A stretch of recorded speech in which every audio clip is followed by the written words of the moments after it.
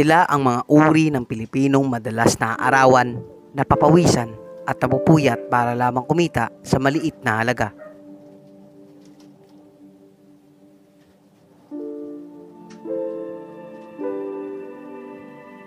Ngayong dumaan ng pandemya, kaliwat kanang lockdown at patuloy na pagtaas ng presyo ng bilihin, isang katanungan ang pumapasok sa aking isipan. Paano kaya nila naitatawid ang pang-araw-araw na gastusin ng mga manggagawang Pilipinong kumikita lamang sa halagang 500 at hindi bababa sa 700 piso kada araw? Ayon sa artikulong inilabas ng NEDA o National Economic and Development Authority noong Enero 7, taong 2022, bumaba ang unemployment rate ng bansa mula 7.4% noong Oktubre hanggang 6.5% noong Nobyembre. Dagdag ng NEDA, ang pagbaba ng unemployment rate ng bansa ay nagresulta sa pinagsama-samang puwersa ng mga manggagawang na humantong sa net employment creation na 1.7 milyon para sa buwan na ito at nangangahulugan na higit sa 2.9 na milyong Pilipinong nagtatrabaho kumpara sa antas ng pre-pandemic.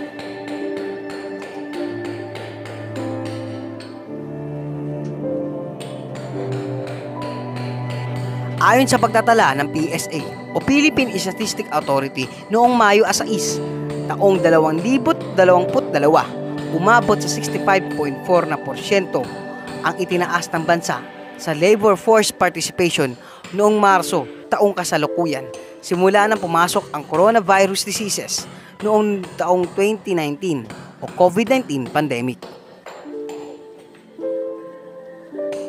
Indikasyon ito na ang mga numerong ating nabanggit ay patunay na ang mga manggagawang Pilipino ay may malaking ambag sa ating ekonomiya sa bansang ating ginagalawan.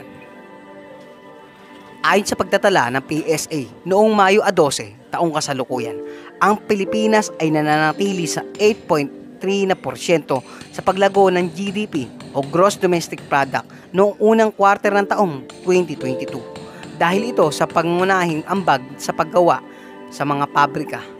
Ang 10.1% ay sa paggawa ng sasakyan de motor o motorsiklo. Ang 7.3% ay sa transportasyon at imbakan. Ang 26.5% ay sa pangunahing sektor ng ekonomiya gaya ng agrikultura, kagubatan at pangingisda. Industriya at serbisyo ay nananatiling positibo sa paglago ng unang quarter ng taong 2022.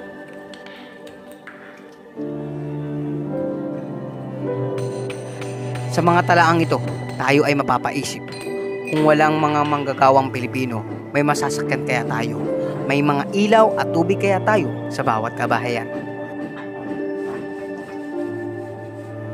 Kaya naman, itong mga nakaraan ay nagtulak ng panukala ang iba't ibang labor leader na itaas ang sahod ng mga manggagawang Pilipino mula sa 500 pesos upang makasabay sa patuloy na pagtaas ng presyo ng bilihin at dahil sa epekto ng malawakang pagtaas ng presyo ng langis sa pandaigdigan. Ayon sa artikulong inilabas ng Philstar Global noong Mayo 22, taong kasalukuyan, na isinulat ni Sheila Crisostomo, ipinasa ng DOLE o Department of Labor and Employment ang bagong minimum wage na kailangan sundin ng mga business owners sa buong bansa.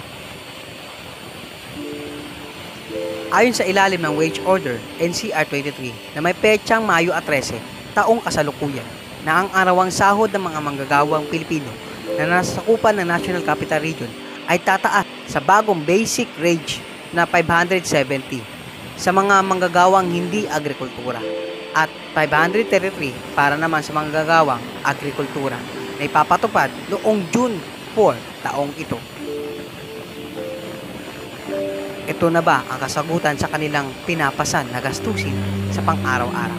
Sapat ba ang 533 or 570 na sweldo sa bawat araw para pambayad ng kanilang bahay, tubig, kuryente at pagkain sa pang-araw-araw? Kailan kaya natin sila mabibigyan ng pansin at halaga?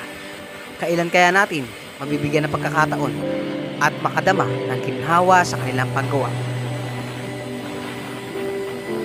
Ako si Andrew Mabutas at ito ang aking dokumentaryo